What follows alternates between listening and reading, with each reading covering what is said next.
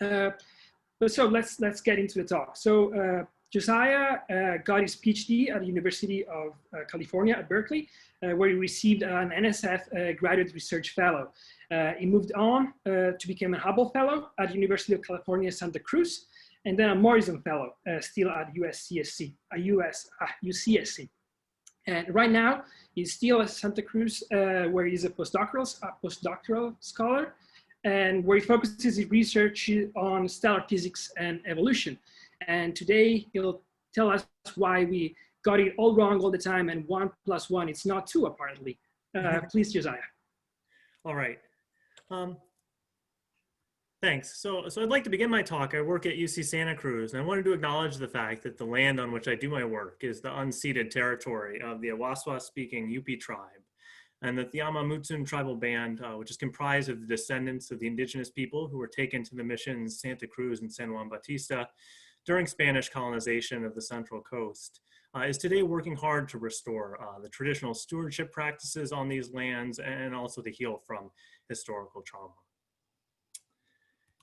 And so the work I do at Santa Cruz is often focused around thinking about white dwarfs. White dwarfs are the most common compact remnant of stellar evolution. They're the burned out cores left behind by stars with masses less than about 8 solar masses. And for most white dwarfs, after they form, they just sort of sit and quiescently cool. In the left-hand picture, indicated by the little arrow, is the nearest white dwarf to the sun, Sirius B. And it has a luminosity that's something like 1/100th of a solar luminosity, and you can see it being just completely outshone by its companion, Sirius A. That's 2.6 parsecs away. It's right next door, and in fact, we have something like 140, white dwarfs within 20 parsecs of the sun. But on the flip side of that, another way that we often see white dwarfs is white dwarfs in binary systems that sometimes explode as type 1a supernovae. And in that sense, you get a glorious week where the white dwarf radiates at the light of 1 billion suns, rivaling its host galaxy in luminosity. And you can see these things halfway across the universe.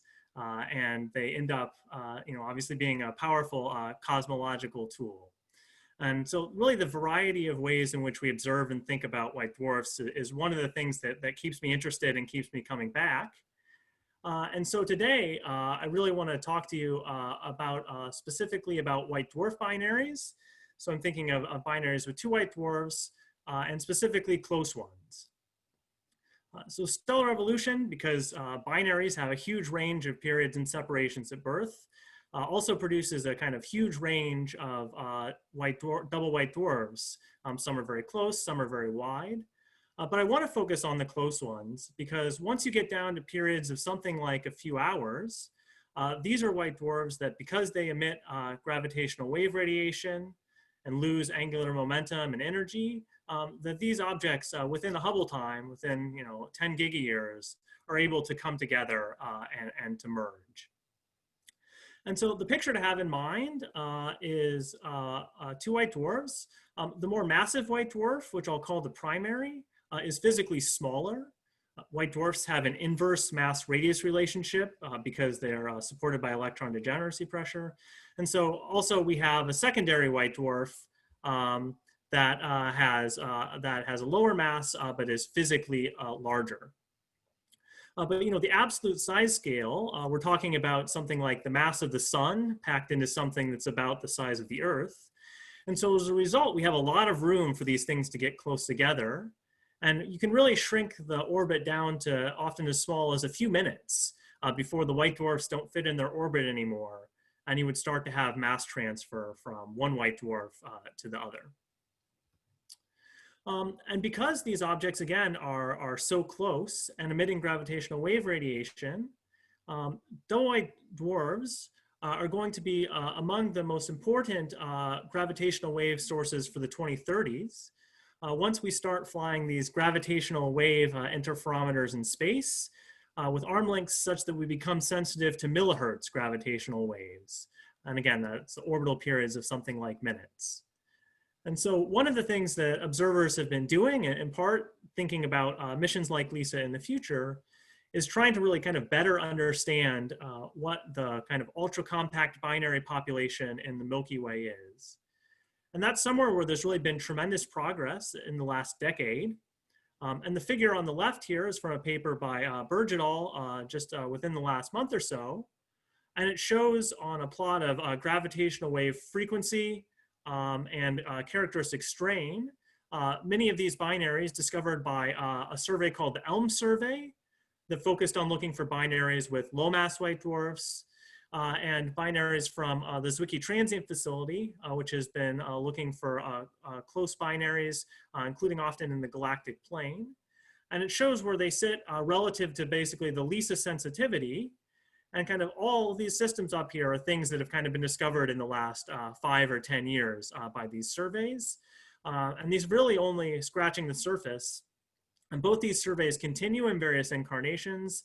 And if you watch archive, you'll see once a month some new binary coming out with a period of 10 minutes or something like that. The kind of all-time record holder in this is a white dwarf binary that's a 7-minute period. And that's a strong gravitational wave source. But it's important to contrast these objects with the gravitational wave sources you probably hear a lot about, say from LIGO, merging neutron stars, where what you actually see is the merger itself. Here, even that 7-minute system I mentioned still has 100,000 years to go before it actually merges. So we're not seeing the merger itself, we're seeing these objects just while they're kind of still emitting gravitational waves and slowly, or at least on human timescales, in spiraling.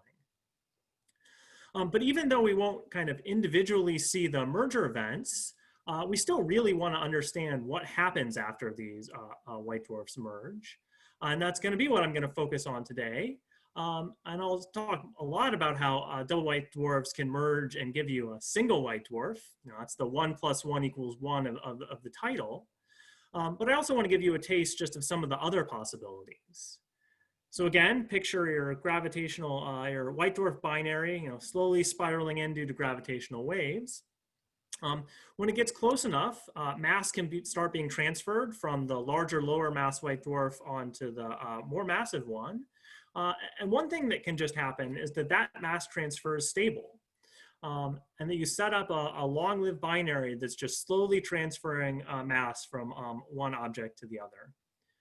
And there's a class of galactic binaries called the AMCVN stars, where we think this is what's happening. And while they're doing this, those objects still are in very close orbits and continue to emit gravitational waves, and so are also quite interesting. But I won't talk much more about them today. The mass transfer, by virtue of being stable, your other option is that it's unstable. And sometimes that unstable mass transfer proceeds in such a way that it can lead to a supernova explosion of a thermonuclear type, possibly including a type 1a. And if that happens, you've destroyed the double white dwarf binary. And of course, that's a very interesting outcome and one that receives a lot of study. But that's also not what I'll talk about. And I really want to focus on the cases in which we just leave a single remnant behind. Now, white dwarfs have a maximum mass. That mass is about 1.4 solar masses, and that's referred to as the Chandrasekhar mass. And so if you imagine having a white dwarf binary whose total mass is kind of significantly in excess of that, then you may not be able to end up with a single white dwarf at all. And instead, that object may collapse to a neutron star. And so I'll talk a little bit about that. But the outcome I want to talk most about is the idea that I take my 2 white dwarfs, and maybe they have a total mass of 1.2 solar masses. And so the object that I leave behind, eventually just returns to being a single white dwarf. And I use the word eventually because before they've merged for the white dwarfs, their stellar evolution is essentially over. They've stopped burning their nuclear fuel. But in some cases, the energy released in the merger can lead to a revitalization of them, reignite nuclear fusion. And for some of these merged objects, they really get a second lease on life. And they go through stellar evolution again. And then maybe 100 million years later, then after this second life is over, then they return back to be single white dwarfs and cool So the path from merger down to a single white dwarf can have its complications, but it's one that I think is worth pursuing and understanding how that process occurs. And what we really want to know is we want observers to be able to go out and say, okay, I found a double white dwarf binary. Okay, theorist, tell me what's going to happen to it. And it's actually relatively convenient that when observers do that, what I want to know kind of at 0th order is just what are the masses of the 2 white dwarfs that are in the binary. And the reason for that is because in white dwarfs, their composition is intimately tied to their mass through their formation process. So low mass white dwarfs below about a half solar mass are generally made primarily of helium. Intermediate mass white dwarfs with masses between something like a half and 1.1 solar masses are usually carbon-oxygen cores. And more massive white dwarfs have oxygen-neon cores. And that's a very convenient fact, although it sometimes complicates our lives because now there's many different combinations of compositions that you could have in your white dwarf merger, and those might affect the outcome. And telling me the individual masses, of course, also tells me things like, is the total mass of the merger in excess of the Chandrasekhar mass, this maximum mass for a white dwarf? And it also tells me things like what is the mass ratio of the binary system? And that can be very important for understanding whether the mass transfer in the binary is stable or not. And so on the left, this shows the plot from kind of a recent survey from Jungelson and Kurnov, just trying to divide up this parameter space of the mass of one white dwarf and the mass of another white dwarf, and what are the outcomes. And the takeaway point from this patchwork quilt is really that there are a lot of different outcomes. And so I won't by any means discuss them all exhaustively. And you can also tell that this is a theorist diagram where the boundaries are very sharp and geometric. And these are ideas, but we want to think more carefully about really testing and drawing these careful connections between kind of the initial state of a white dwarf binary and its final outcome. And so my goal for the rest of the talk is to really tell you about how we go about doing that. And also then once we kind of have that theory in place, how we think about testing that and confronting the theory with observations. And so the kind of first step of that is I want to take a few minutes and really kind of talk through what happens during and after the merger of 2 white dwarfs. So here's a picture of a hydrodynamic simulation that's following the merger. This is by Dan et al. And so on the left-hand panel, we start out with our binary. Here we have the smaller white dwarf is the more massive primary, and the less massive secondary white dwarf you can see is already starting to be tidally distorted by its companion. Sometime later, mass transfer has started between the secondary white dwarf and the primary. And in this realization, that mass transfer is unstable. And so what happens is the secondary white dwarf ends up being tidally disrupted, it's torn apart, and it ends up largely in a disk that's orbiting around the primary white dwarf and kind of buried in here, but the primary white dwarf has generally remained relatively undisturbed and is now surrounded by this kind of hot disk of material. And this process happens in just a few orbits. And so we're thinking about something here, this disruption process is happening on timescales of something like minutes. But what we want to do eventually is think about the kind of long-term outcome of these mergers. And so we really have an enormous hierarchy of timescales to cover here, from the kind of orbital periods of the white dwarf out to the sort of stellar evolution timescales of hundreds of millions or billions of years. And while that problem can seem somewhat daunting, it's actually relatively convenient that the problem does divide hierarchically. And so what kind of happens in the picture I've worked to develop is that after the merger, when you have this disk of material, that disk is hot and fully ionized and unstable to a number of magnetohydrodynamic instabilities that can allow for angular momentum to be transported through that disk. And those are processes that happen on something like hundreds or thousands of orbital periods, so kind of longer than the dynamical timescales, but those kind of hours or days timescales are much, much shorter than the timescale it takes the merged configuration to radiate its energy away. And that's because this object is very dense. You really just ripped apart a white dwarf, which was already quite dense. And as a result, it's actually quite hard for energy in the form of photons to get out. It just takes them a long time to random walk out to the surface. And as a result, it can take thousands of years for the object to really start to effectively radiate the energy from its merger. And that means that you can really kind of treat these processes in sequence and study each one of them with a tool that can maybe be more suitable to the processes that are taking place. And so that's a kind of procedure that I worked a lot and kind of developed during my PhD, of thinking about how to take kind of these often smooth particle hydrodynamics simulations of the merger, and then how to think about mapping them into other sorts of hydrodynamics codes that might allow you to more effectively follow the evolution of this disk over long time scales. And in doing that, one of the main conclusions of that work was, because you do have the opportunity to transport the kind of angular momentum around within the remnant before you substantially cool, what happens is that you start with a configuration that looks a lot like the object with kind of a disk around it. And then you're able to transport a lot of that angular momentum outwards.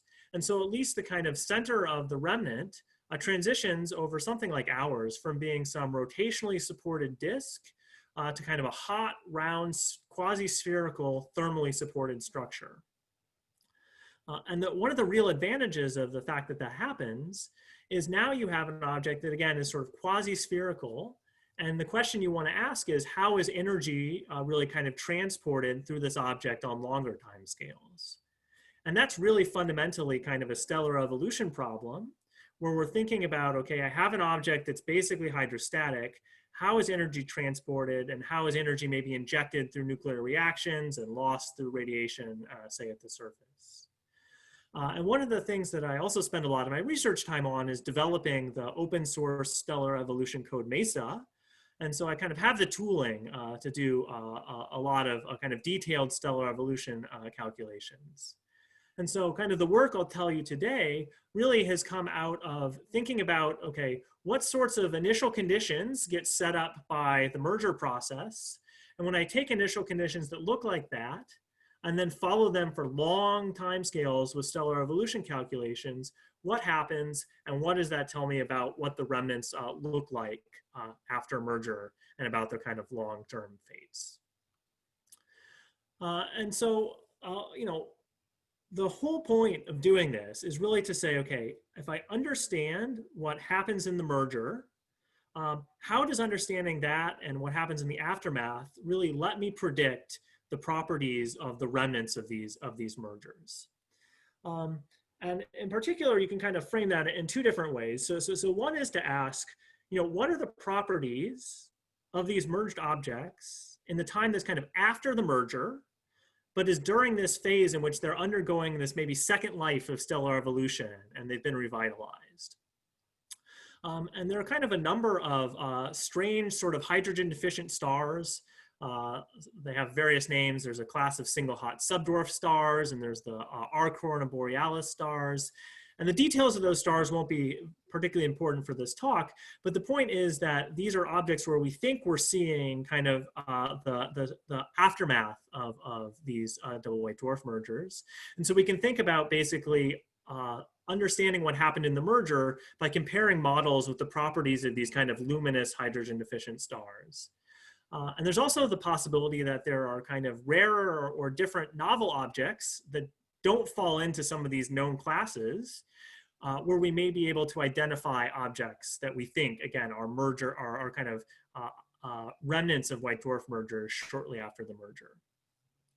And then kind of on the much longer time scale, after this, you know, second life of stellar evolution is over, then we want to think about if these are objects that leave behind single white dwarfs, what are the properties of those single white dwarfs? And how are the properties of those single white dwarfs different from single white dwarfs produced just in single star stellar evolution? And so that may be thinking about things like their mass and their chemical composition and their rotation periods. And so this is something that I've just kind of been hammering away on hard for about the last 5 years or so. And I've thought about kinds of all different combinations of white dwarf masses and kind of a whole range of outcomes. But the one I want to focus on today is when these white dwarf mergers give us the opportunity to make kind of relatively massive, greater than a solar mass white dwarfs. And so the picture to have in your head is the merger of two carbon-oxygen white dwarfs, say a 0.6 solar mass white dwarf plus another 0.61 that's making a 1.2 solar mass white dwarf. And the reason that that's a kind of useful thing to think about is because white dwarfs with those masses are coming from relatively massive single stars. They're coming from single stars that are like born with, say, 5 to 8 solar masses. And because of the initial mass function of stars being such that there are fewer higher mass stars, that means that the kind of ultramassive white dwarfs from single stars are relatively rare. And so as you kind of go up in mass, the fraction of objects of white dwarfs at a given mass that are merger products generally increases. This is actually showing an observational measure of that fraction from a recent paper from Cheng et al. And they find that between something like 1 and 1.2 solar masses, something between like a quarter to maybe a third of white dwarfs are coming from double white dwarf mergers. A little later on, I'll say a bit more about how that is observationally inferred. But the point is that I want to think about these massive cases because it gives us a chance where essentially the signal of these kind of merger white dwarfs more distinctly stands out against the background of white dwarfs produced by kind of more conventional stellar evolution. And so here, after kind of a lot of MESA calculations and sort of a lot of thinking, I want to try to walk through the kind of basic theoretical picture that I've sort of developed over the last few years. And so that picture is as follows. I've laid it out on sort of a schematic Hertzsprung-Russell diagram. So when objects are cooler or redder, they're kind of over on the right. When they're hotter or bluer, they're on the left. When they're more luminous, they're towards the top, and when they're fainter, they're towards the bottom. And then you'll note there are no numbers here. So this is a qualitative evolution. But I hope that by kind of talking through this qualitative evolution, we'll be able to match this with some more quantitative tracks that I'll show you in a little while. So the basic idea is that at some point there's this merger. And the two white dwarfs merge. And then again, relatively rapidly, there's angular momentum transport within the remnant that takes some of the kind of material in the interior that may be rotating quite rapidly as a result of the merger, and it can transport that angular momentum outwards into material out at larger radii. And then after you kind of have time, something like 1,000 years, the kind of energy that you deposited in this merger causes the remnant to swell up and essentially to become a star that's a giant that may have radii of something like 100 or a few hundred solar radii, and that has luminosities that are relatively similar to the Eddington luminosity for its mass, so it's about they say a solar mass. So we're talking about luminosities that are something like 30,000 solar luminosities. So these are pretty luminous objects, and the energy during that luminous phase that's being radiated is really that thermal energy that's deposited in the merger. So during the merger, you shock heated a lot of material. You may have had viscous dissipation from some of this angular momentum transport.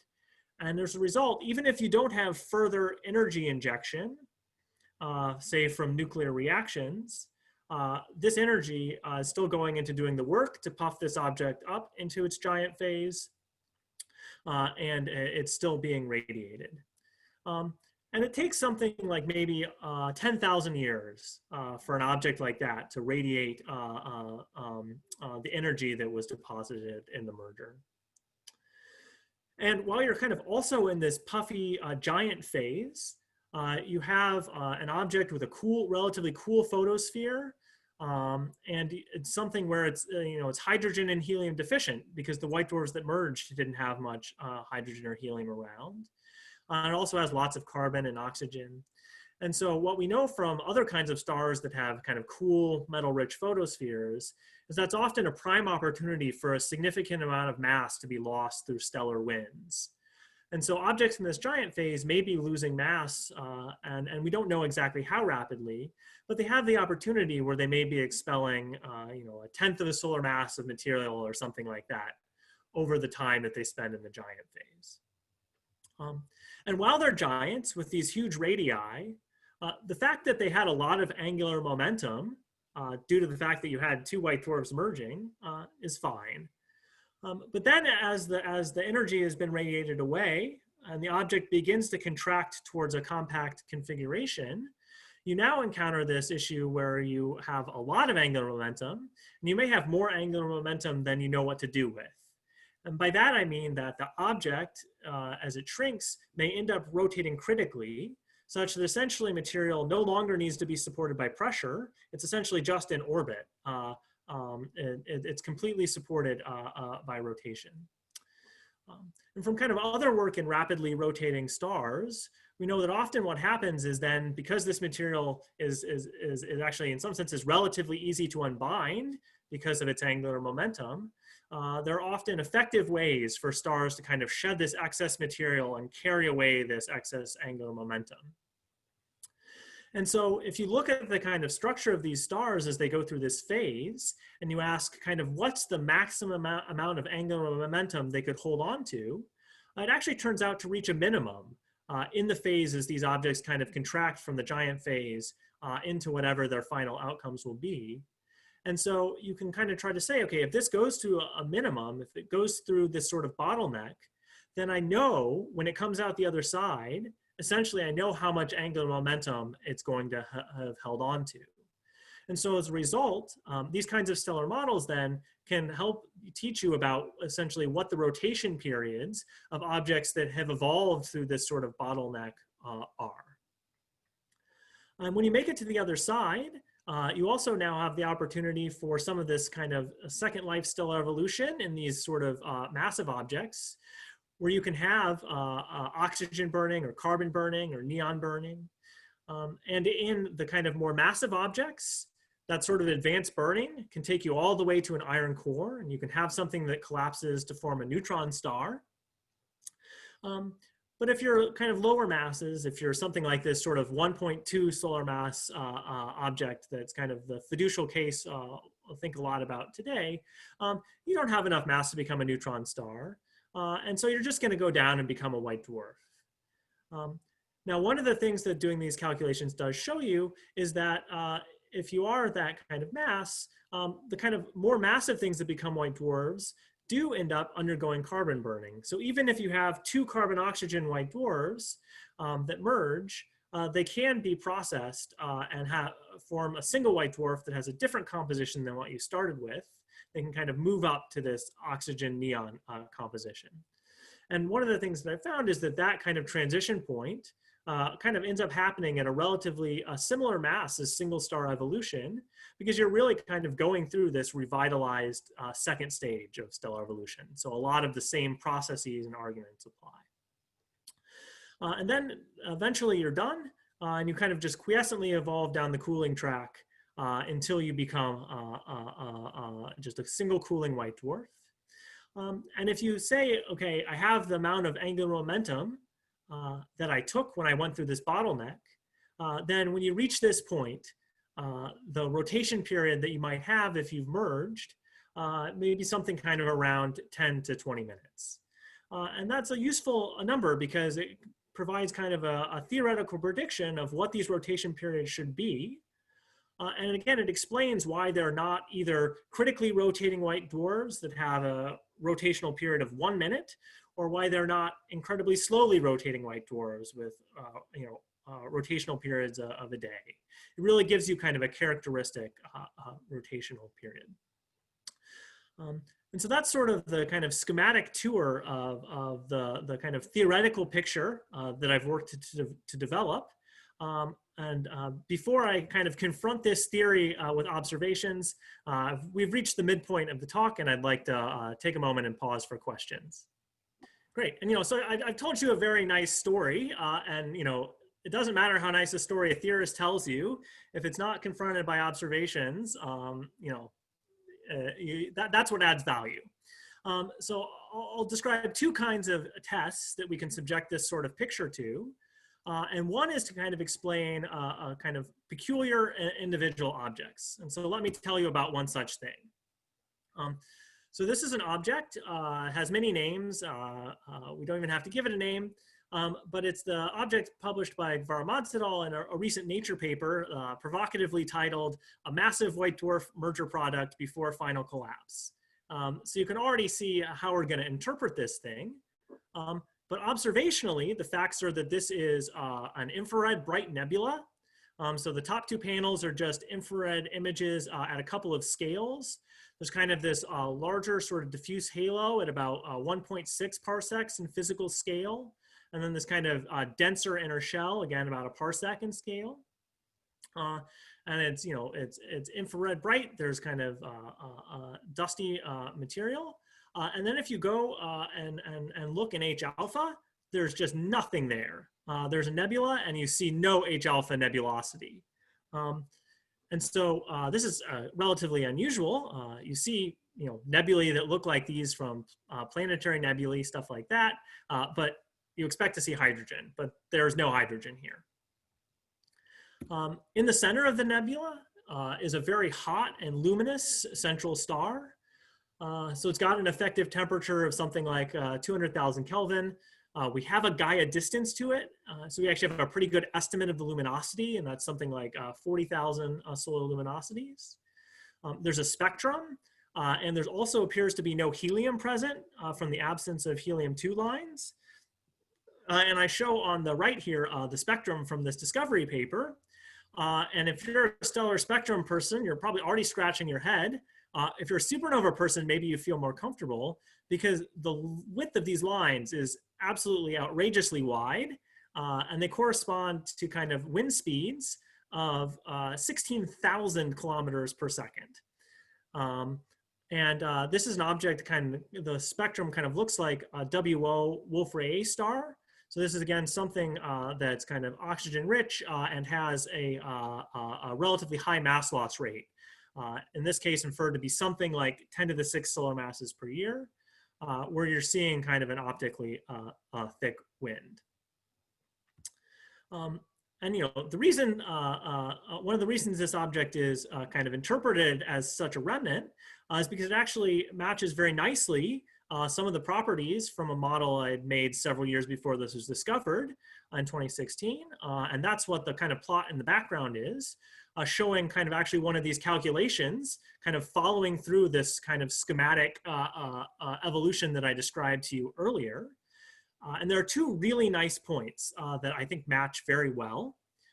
So one aspect is, again, I expect the objects to go through a giant phase where they can have a significant amount of mass loss. And they can be losing material kind of at the roughly escape velocity, so material at something like 100 kilometers a second. And that kind of giant phase happens something like 10,000 years before later on the remnant contracts and evolves and becomes kind of a hot blue central source. And so kind of given those mass loss rates and those velocities, it's a very kind of completely natural thing to expect that you have kind of a dusty parsec scale shell that would surround a white dwarf remnant like the thing observed in WS35. And similarly, again, we see this bright blue central source there, again, dominated with a spectrum dominated by carbon and oxygen. And we see other objects that sometimes resemble those, but almost never at the luminosity that's observed in this case. And that's because they're usually either much more massive, say Wolf-Rayet stars coming from massive stars that might have masses of 5 or 6 solar masses, or they're the central stars of planetary nebulae where you're forming white dwarfs and those have masses of like 0.6 solar masses and their luminosities end up being down here. And so the kind of natural prediction of these white dwarf merger remnants that have masses of 1.5 solar masses or so is really something that sits in the luminosity range of this observed object. And one of the reasons why that paper kind of claims that this is an object that may undergo collapse to a neutron star is that it's somewhat more luminous than the track that I published in this paper. And as a result, you might infer that it's a little more massive and thus probably additionally more likely to be over the Chandrasekhar mass and likely to collapse to a neutron star. And so we have kind of, I think, very excitingly, an object that I think we've been able to nicely interpret within this framework. But puzzles still remain. And I think the kind of most notable puzzle is the wind that I presented. So this wind is just very puzzling. It has, again, kind of a supernova-like velocity of something like 16,000 kilometers a second, which is much, much greater than the escape velocity of this object, of this compact object. And also the kind of luminosity, the kinetic luminosity in the wind, like 1/2 m dot v squared, is substantially larger than the photon luminosity. And so this tells you that this is not just a wind being driven by the fact that this is a hot object. And that motivates the suggestion that this is in fact a wind that is magnetic and potentially powered by a rapidly rotating source in the kind of center of the nebula. And that was suggested both by the authors of this Varmansa paper and also by Kashiyama shortly thereafter. And it certainly seems likely that these white dwarf mergers can generate significant magnetic fields. But because of the kind of angular momentum transport that I see in my models do not have rapidly rotating cores by the time they evolve over to that blue part of the HR diagram. And that's because the central star, was sitting inside of this kind of giant envelope for 10,000 years or something. And the fact that those are coupled means that generally the cores spin down before they have the chance to kind of come back there. And so I think there's a little bit of a puzzle here in exactly how is this wind being powered? Is it really magnetic and rotation powered? And then if it is, how do we kind of fit that idea that this object may have retained rapid rotation to that portion of the HR diagram? Okay, I'd actually like to pause again briefly before taking you to a second observational test for any questions. Do we have any question? Can I ask a question? Please. Hey, Josiah. So you mentioned this this idea of wind being magnetic or rotationally driven. Are there any more quantitative models or quantitative predictions that you could make based off those ideas? Yeah, so this Kashiyama paper that I mentioned tries to kind of estimate, okay, based on things of understanding, like where does the alphane point need to be in order to kind of sustain this sort of mass loss rate and velocity, kind of tries to make inferences of what the magnetic field would need to be. And they find fields that are totally reasonable to generate in the merger, I think kind of order gigagauss fields, and that's doable. I think this is somewhere where to really further the interpretation, we do need other observations. So we're scheduled, I think, hopefully in November to get HST ultraviolet spectroscopy of this object. And that can hopefully at least test, it's going to be, you're not going to get kind of direct measures of the magnetic field by Zeeman splitting or something, but hopefully better, more detailed observations of the spectrum in the wind and of the central source lets you try to make more detailed magnetic wind models and see if you can actually make this scenario work. Great, thanks.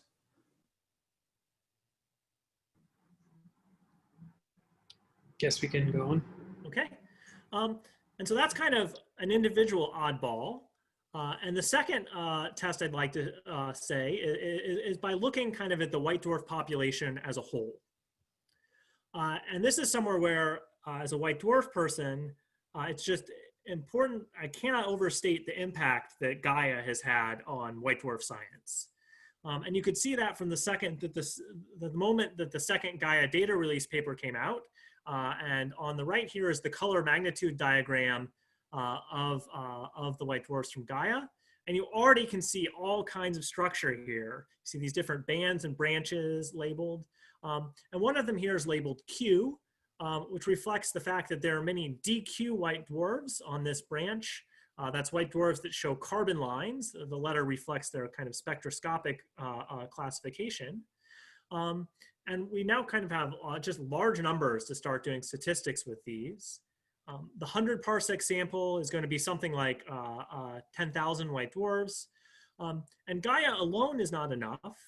You still really do want very good photometry, which we get from SDSS and PanSTARRS, but also spectroscopy, which we do hope to get with things like SDSS-5 or Foremost in the coming years, to really kind of just characterize all of these white dwarfs and measure their masses and their compositions.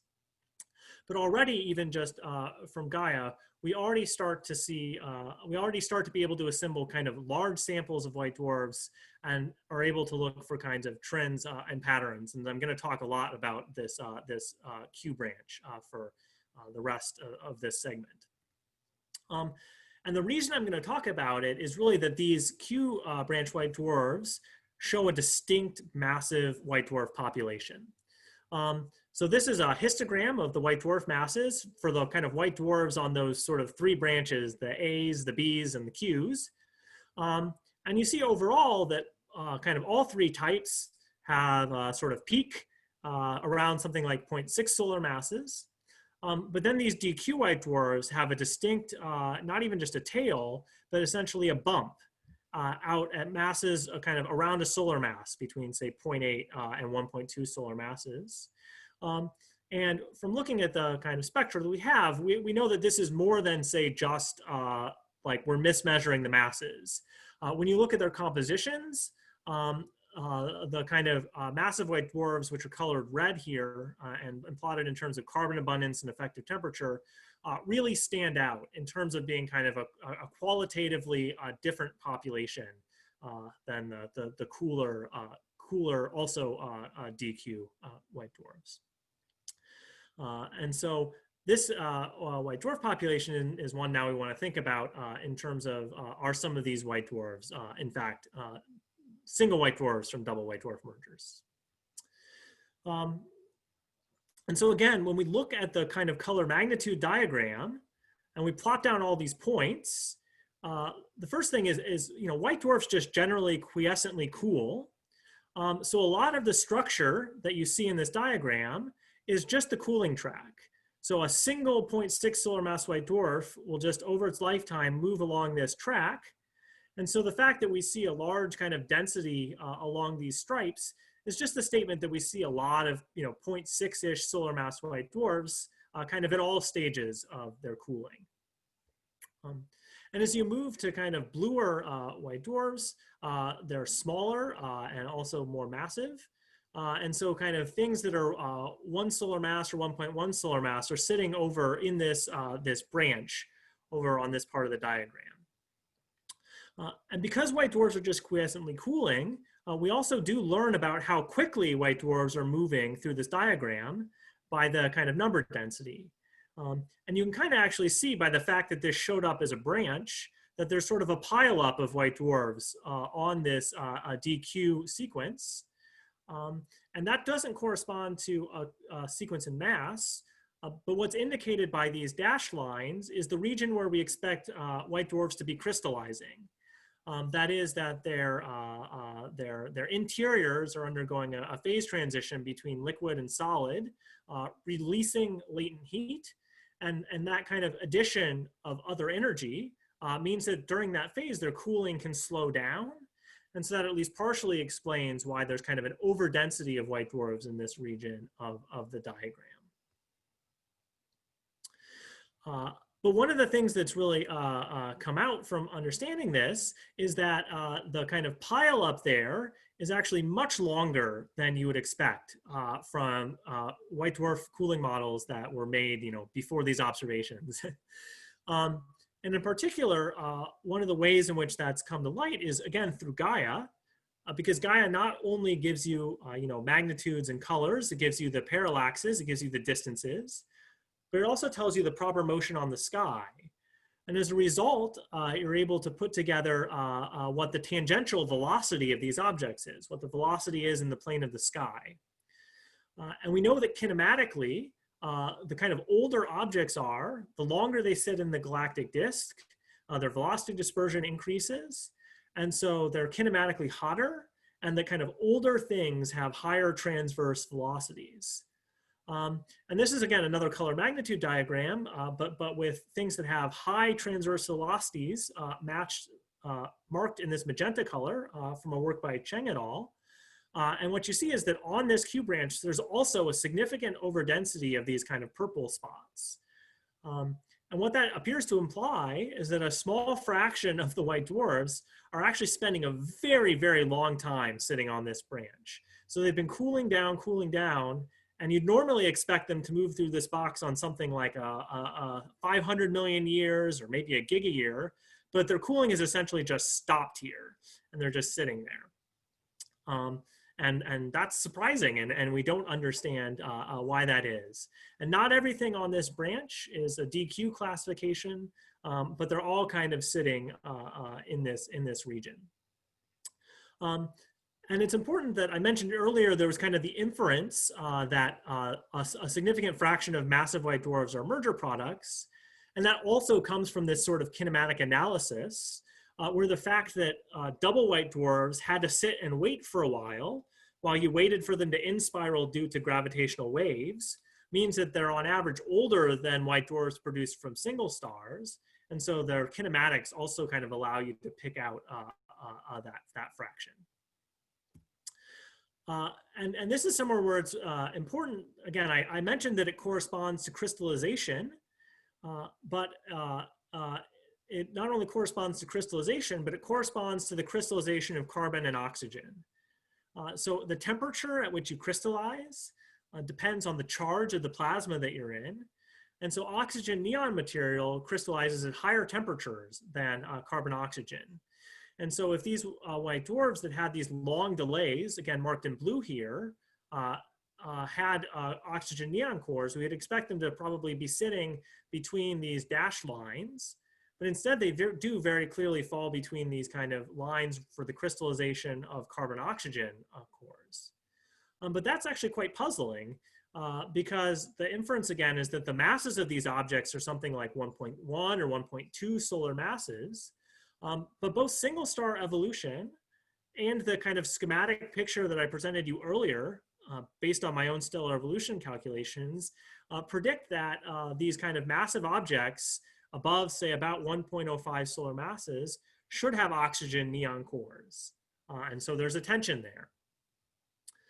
And so we're left with a question that I think is just the easiest question to pose, but that we can't yet answer, which is, are these cooling delays actually related to these double white dwarf mergers? We do know from the kinematic analysis that the delays are not just the delay of waiting for the merger to happen. That is, that it really does look like objects are cooling more slowly than you'd expect. One idea that I proposed working with Evan Bauer and Lars Bildsen was the idea that this might reflect gravitational settling that is occurring more rapidly than we naively expect near crystallization. Although there's some recent work suggesting that that may not work from a plasma physics standpoint, but I think it's still important to explore. There's also the suggestion that these cooling delays might reflect the fact that mergers have kind of a different chemical composition in terms of their heavy elements than white dwarfs that didn't undergo mergers. And that these extra heavy elements may provide kind of extra sources of energy that can delay the cooling. And what we ultimately are really going to need to disentangle this are kind of additional photometry and spectroscopy of these white dwarfs to kind of really better characterize some of their other properties of the ultramassive and Q-branch white dwarfs, so that we can use things like measuring their rotation periods to try to disentangle whether white dwarfs that are look like they might be mergers from rotation, say, also have cooling delays. So that may have seemed a little pessimistic in the fact that I can't answer that question, but I'm actually ecstatic because we've now kind of reached the point where I think we've really set the table for a decade that's going to be really fruitful for the interplay of observation and theory. We just didn't have these tensions 5 years ago. We didn't have the observations to really put our models to the test. And I think now it's clear we're just going to learn a lot. And so as we do that, we have kind of a set of new observations that are expanding our knowledge of kind of these close double white dwarf binaries that are set to merge in our own galaxy on kind of in astronomical times. We may have found this kind of interesting object I told you about that may be a kind of massive double white dwarf merger remnant that's something like 10,000 years after its merger. And we can follow up that and try to learn more. And similarly, as people work hard to follow up the Gaia white dwarf sample, we're going to get kind of a complete characterization of the white dwarfs that are within, say, 100 parsecs of the sun. And that's going to include this set of massive white dwarfs that have kind of cooling delays and some that also may be merger products. And we're going to be able to really try to understand and disentangle what's going on there. And so then the hope is by the time we get to the 2030s and actually start to have these kind of millihertz gravitational wave missions, plus the kind of electromagnetic follow-up that's going to go along with them, and that we end up kind of with a characterization of the compact binary population in the Milky Way, that we're going to have in place kind of the strong theoretical understanding of what happens when these white dwarfs merge, so that we can say, okay, here's the population we see of pre-merger systems, and then we can understand kind of what the outcomes and what the implications for that observed population of double white dwarf systems are. So thank you, and I'd be happy to take further questions.